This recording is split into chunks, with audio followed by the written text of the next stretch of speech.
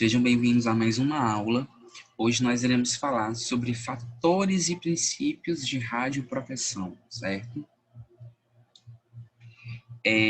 Para iniciar, eu gostaria de trazer uma definição para o que seria a radioproteção, que é essa disciplina que a gente está tendo, tá bom? A radioproteção é o ramo e a disciplina do curso que vai estar estudando, que vai estar ali exercendo a proteção radiológica dentro de locais a qual a gente vai ter ali a operação de equipamentos de radiodiagnósticos ou a manipulação e também a operação de equipamentos que possuem fontes radioativas, tá bom? Então, sempre que falarmos de radioproteção, a gente diz que o IOE, que é o indivíduo ocupacionalmente exposto, que é o técnico em radiologia, ele vai trabalhar com isso durante toda a sua carreira, tá? Com o intuito de se proteger da radiação. Mas só isso não basta. Ele também vai ter que usar esses fatores, esses princípios, para proteger também o público, que são os pacientes que estão aí sendo expostos à radiação que pode ser nociva ao corpo e desenvolver efeitos biológicos. Então, sempre que eu falar de radioproteção, eu falo de uma conduta que eu tenho que ter diante da radiação. A conduta de proteção, a proteção de quem trabalha e a proteção do indivíduo que vai estar utilizando aquela radiação para algum benefício, como diagnóstico, por exemplo. Sempre que falarmos de radioproteção, a gente vai ter como foco principal os fatores e os princípios, tá bom? Duas coisas aí que devem ser praticadas durante a operação e o trabalho com a radiologia. Quando eu falar disso, de princípios principalmente, eu vou ter eles enquadrados em duas legislações, em duas normativas. Eu vou encontrar lá na portaria 453 da Anvisa e na norma 3.01 da CNEM, tá bom? A Anvisa é ali a Agência Nacional de Vigilância Sanitária, certo? Ela vai cuidar, dentro dessa portaria, de todas as coisas que são atribuídas à radiologia. Uma delas, a radioproteção. Já a CNEM é a Comissão Nacional de Energia Nuclear, tá bom? Onde ela também vai tratar desse quesito de radioproteção, porém existe uma diferença entre a portaria e entre a CNEM. A portaria, ela vai se tratar mais quando eu falo de radiodiagnóstico médico e odontológico. Já a CNEM, ela fala dos locais onde eu tenho fontes radioativas ou práticas que envolvem fontes, como a radioterapia, a medicina nuclear e a radiologia industrial. Eu trouxe dois conceitos aqui para a gente poder clarear mais essa questão do que é um fator e o que é um princípio, tá bom? Os fatores são elementos que contribuem ou influenciam na obtenção de um resultado, condição ou causa. Já os princípios são um conjunto de normas ou padrões de conduta a serem seguidos por uma pessoa ou instituição. Então, quando eu falar do princípio de proteção radiológica, do princípio de radioproteção, a pessoa ela vai ter que seguir essa conduta. A clínica, o hospital, vai ter que seguir aquela conduta. Caso contrário, a gente pode ter aí uma série de consequências decorrentes da falta de proteção para com a radiação. Já esses fatores, eles irão contribuir com os resultados. Que resultado é esse? É o profissional trabalhar com a radiação e ele ter ali a sua saúde sem ter nenhum tipo de prejuízo, nenhum tipo de dano causado pela radiação. Vamos começar falando sobre os fatores de radioproteção. Eles são três. Aqui a gente tem o tempo, certo? Nós temos a distância e nós temos a blindagem. Vamos iniciar falando sobre o fator tempo, tá bom? Quando eu falo de tempo, eu falo das técnicas de exposições que são utilizadas dentro do setor de radiodiagnóstico, tá bom? E falo do tempo de exposição à radiação, seja durante o exame, seja o contato com uma fonte radioativa. Quando eu falo de tempo, eu falo também de dose acumulada, tá? Quanto mais tempo eu passar exposto a uma fonte radioativa, quanto mais tempo uma região do corpo passar exposta a uma fonte radioativa, maior será a dose acumulada pelaquele local. Então, eu vou ter aí uma maior incidência de poder acontecer um efeito biológico, tá bom? Essa dose, tá, que fica acumulada, ela pode ser controlada pela limitação do tempo. Então, quanto menor for o tempo de exposição, menor é a dose acumulada. E quanto maior for o tempo de exposição, maior fica sendo a dose acumulada. Então, a gente estabelece essa relação de que a dose é igual à taxa vezes o tempo. Essa taxa é a taxa de dose que a pessoa está sendo exposta, multiplicada com o tempo que ela está sendo exposta a essa taxa. No final, a gente vai ter o valor de dose. Aqui é mais uma expressão para a gente poder entender melhor como é que acontece esse processo. A gente não vai envolver número, tá bom? Então, novamente, a taxa de dose é a sua taxa de exposição e o tempo que você permaneceu durante essa exposição vai condizer com o valor de dose que o seu corpo absorveu, que o seu corpo acumulou. Quanto menor o tempo de exposição, menor a dose acumulada, e assim vice-versa. O que é que vai acontecer? Na radiologia industrial, principalmente, o que é que ocorre? Existe muito o resgate de fontes radioativas, né? Um equipamento com uma fonte radioativa é descartado em algum local e aí o pessoal da CENEM, da Comissão Nacional de Energia Nuclear, eles são acionados a irem fazer o resgate dessa fonte.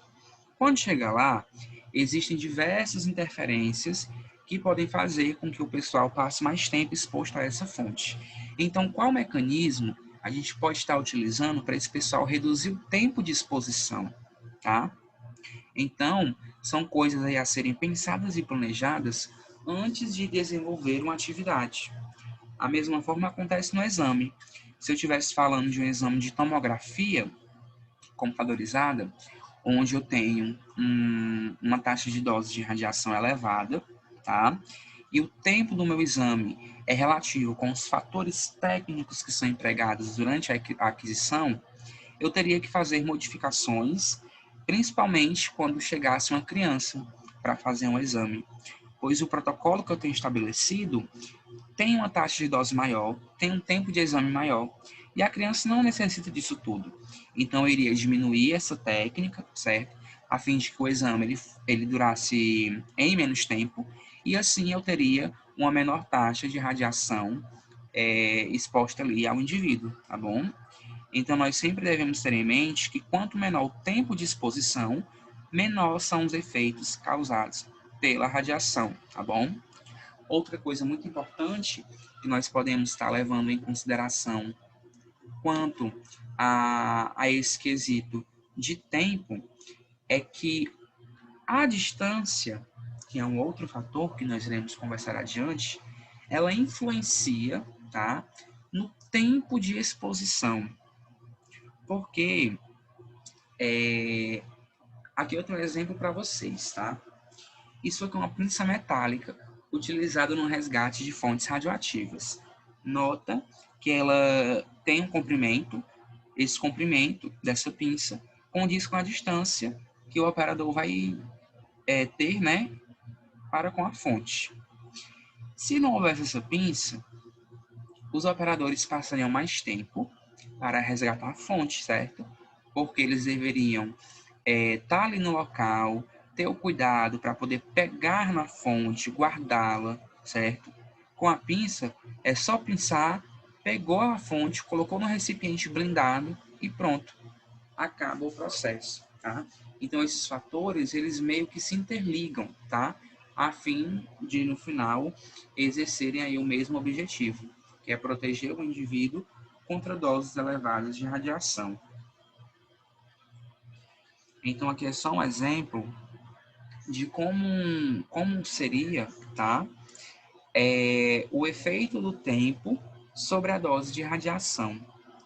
Vejam que durante 1 hora de exposição, o indivíduo ele vai estar ali tendo como dose equivalente 1 milisievert por hora. Essa dose equivalente, ela condiz a dose, tá bom, que um tecido recebe. E aí, vejam que nesse período de 1 hora, eu vou ter ali 1 milisievert de dose sendo ali absorvido pelo corpo. Dessa forma, o paciente, o indivíduo, né, seja quem for, já vai ter uma dose ali que provavelmente possa vir a causar algum dano celular ou até mesmo algum dano já físico visível. Dentro de 1 hora e meia, certo? A gente tem ali 0,5 milisievert, né? Então, 1 hora e meia não, gente, dentro de meia hora, tá bom? A gente vai ter já uma redução dessa dose. Em 6 minutos, 0,1 milisievert. Em 1 minuto, 0,017 milisievert. Esse milisievert, essa palavra dose efetiva que eu falei para vocês, mais à frente a gente vai estar discutindo isso de forma mais ampla, certo? E já passa a ser aí a questão das grandezas radiológicas, que são utilizadas aí dentro do que nós chamamos de dosimetria, tá bem? Então, a distância, certo, é um outro fator de radioproteção, onde a gente basicamente utiliza o princípio de que quanto mais distante você estiver da fonte, menos irradiado, menos exposto à radiação você será, tá? Então, o que é que vai acontecer aqui nesse processo? Vejam que eu tenho uma fonte de radiação e ela está ali emitindo a radiação para o ambiente. Quanto mais próximo o indivíduo estiver, mais exposto ele vai ser, né? Mais diretamente vai ser a exposição. E quanto mais distante ele estiver, menos exposto ele será, tá? Então aí vem a importância de estarmos sempre distantes das fontes de radiações nos exames radiológicos. Existe uma distância do equipamento para o local onde o operador vai manipular ali, né, vai fazer o disparo da radiação. Os exames realizados em leitos, raio-x no leito, a gente tem que levar ao pé da letra esse fator de distância, certo? Uma vez que a nossa única proteção vai ser o biombo de chumbo lá no leito, tá bom? Então a gente tenta manter o máximo de distância possível do cabeçote, a fim de não receber nenhuma dose de radiação. E a blindagem, tá? É o fator que vai condizer com uma barreira, a qual a radiação ela vai ser ali barrada, onde ela não vai poder interagir com o nosso organismo. Essa blindagem ela pode ser estruturada de forma física dentro da sala ou através de equipamentos de proteção individual que nós utilizamos no decorrer aí dos exames que são realizados, tá bom? Então, se tratando aí de blindagem dentro da radiologia, nós temos o biombo de chumbo dentro da sala de raio-x, certo? O chumbo, ele consegue barrar a radiação X. Então, a gente fica protegido quando acontece o disparo, estando ali por trás dessa blindagem, dessa barreira. Assim como também existem os EPIs, os equipamentos de proteção individual, o avental umbrífero, né, à base de chumbo, os óculos, os protetores de gônada, de tireoide, as luvas, tá bom? Então, tudo isso interfere dentro da blindagem. Porém, a blindagem, o material que compõe essa barreira, depende muito do tipo de radiação, da atividade da fonte e da taxa de dose, tá bem? Então, existe um conceito denominado de camada semi-redutora, tá? Ela vai condizer aí com o tipo de material que vai ser utilizado ali quando a gente tiver uma fonte de radiação ou um tipo de radiação que se diferencia em uma da outra, tá bem? Então, aqui só é exemplo, vejam, nós temos algumas fontes de radiação, alguns radionuclídeos, tá bem? Que a gente vai ter ali diferentes espessuras, tá? Que conseguem estar barrando a radiação proveniente desses radionuclídeos, tá bom? Então, aqui o cobalto 60, vê que o chumbo, eu tenho uma espessura, se fosse uma blindagem de ferro, eu já teria outra, se fosse a água, eu teria outra, e aí vai. A gente tem diversos exemplos dentro desse conceito de camada semi-redutora. Então, aqui vejam que a gente apresenta alguns EPIs, certo? Que são utilizados dentro do radiodiagnóstico. Esses EPIs protegem o operador, protegem também o paciente durante a realização dos exames. Então, sempre tem que estar à disposição esses EPIs, certo? Quando o paciente for ali realizar um exame. E quando a gente faz raio-x no leito, como eu falei, a única proteção que nós temos é o avental pulmonífero, é o protetor de tireoide, tá? A gente não vai ter ali uma parede de chumbo na UTI, tá?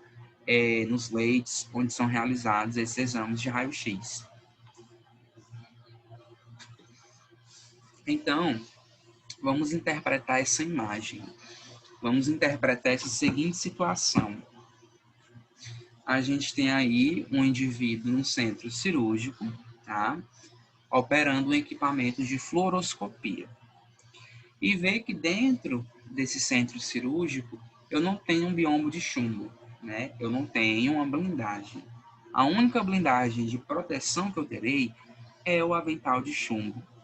É exercer os fatores de radioproteção, a distância, o tempo e a blindagem. Nota que existe uma fileira de pessoas atrás desse operador que está efetuando o disparo, tá? Eles estão tentando se proteger da radiação, pois sabem que à frente deles existe uma blindagem que é o avental pulmonífero à base de chumbo, tá? O correto seria que cada um desses profissionais tivesse um avental de chumbo. Porém, certo, os serviços, às vezes, eles costumam não dispor de uma grande quantidade, tá? Isso também acontece muito no estágio. Uma outra situação que a gente consegue observar, tá? A radiologia veterinária, que se assemelha muito com a radiologia pediátrica, né? Onde nós precisamos conter o nosso paciente.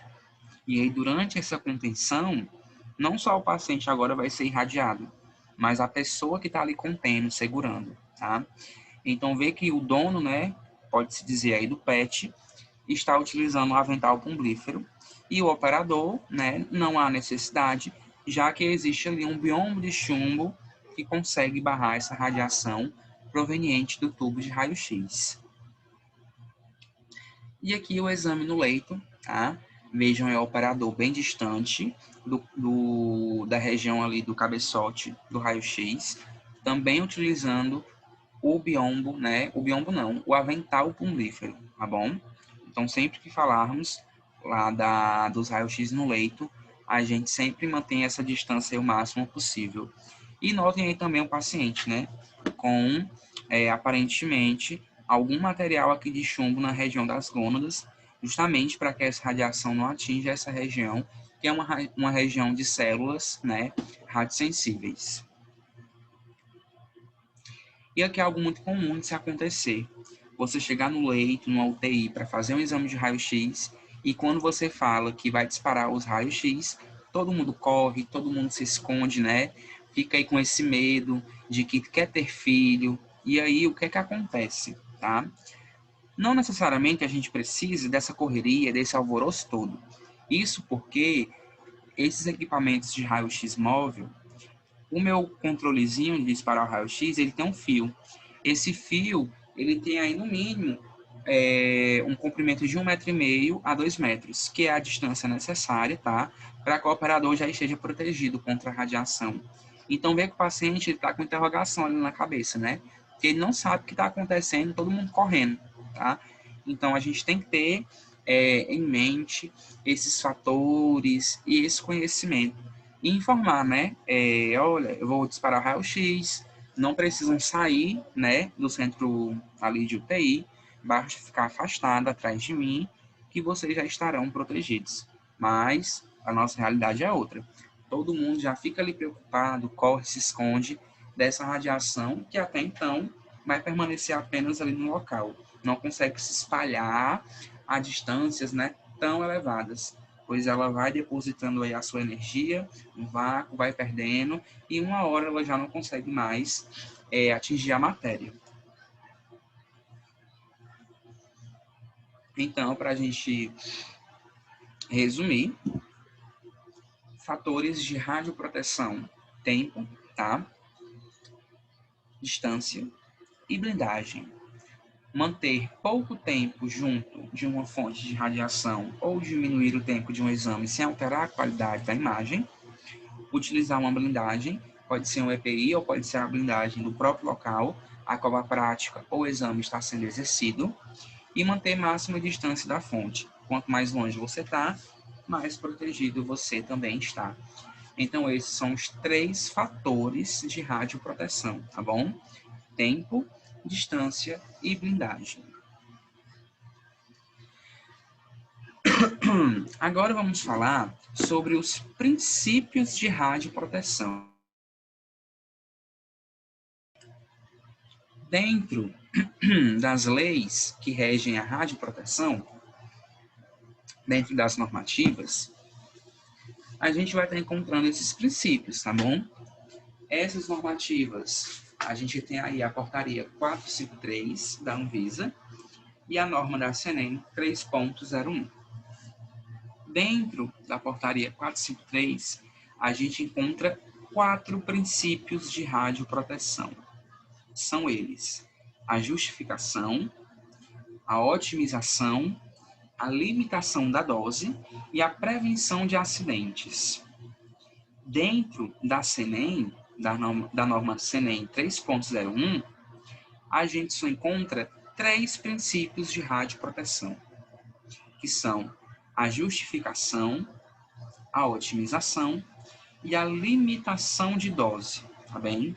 Então, vê que a Anvisa, ela já traz ali um princípio a mais do que a CNEM, que só apresenta 3. O mesmo significado da justificação dentro da portaria e da CNEM tem a mesma lógica, tá? Sendo a mesma coisa para a otimização e para a limitação de dose. Então, o que é o princípio da justificação, tá?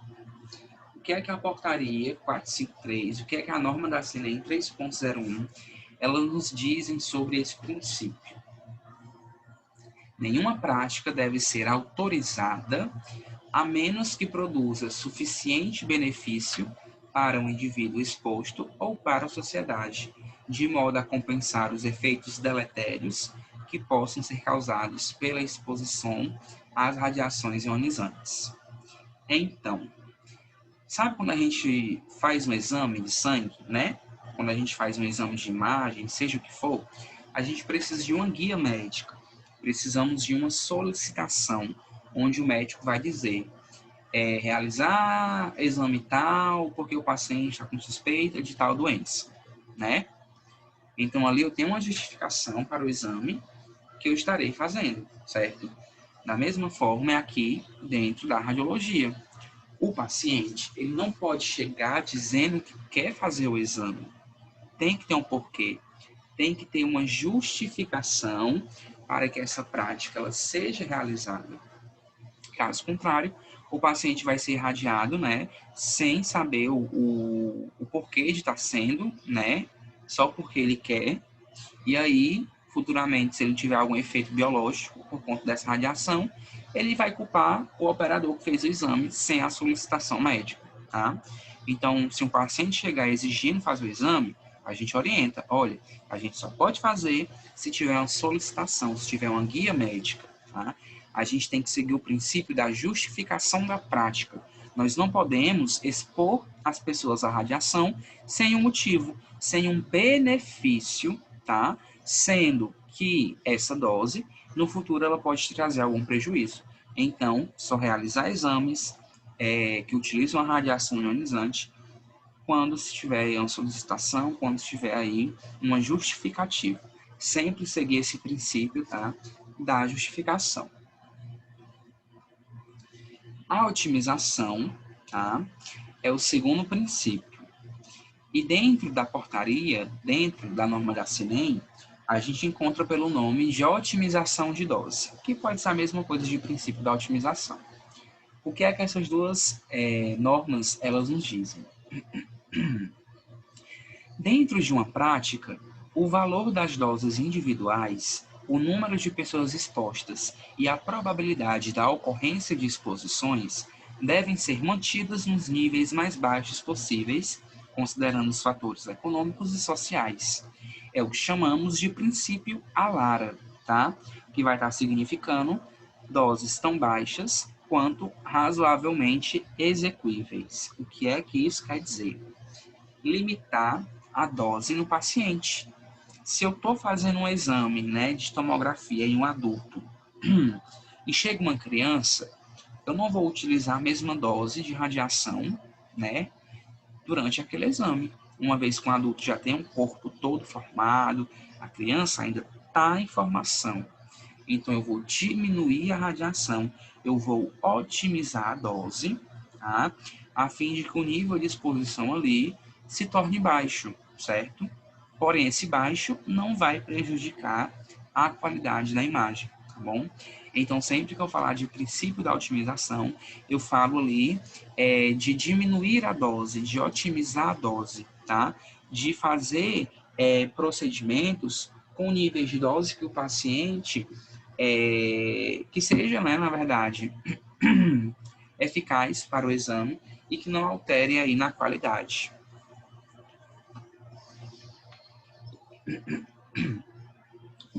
Já o princípio da limitação da dose nos fala sobre os limites de dose, tá?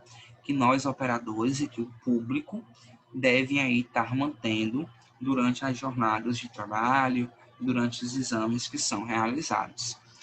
Essa limitação de dose, ela está, certo, explicitada tanto na portaria como na CNEM. Porém, eu trouxe aqui tá, o quadrinho que a gente encontra lá na norma da CNEM. Então, o que é que esses limites de doses, eles nos dizem, tá? Esses limites de doses são limites anuais, tá bom?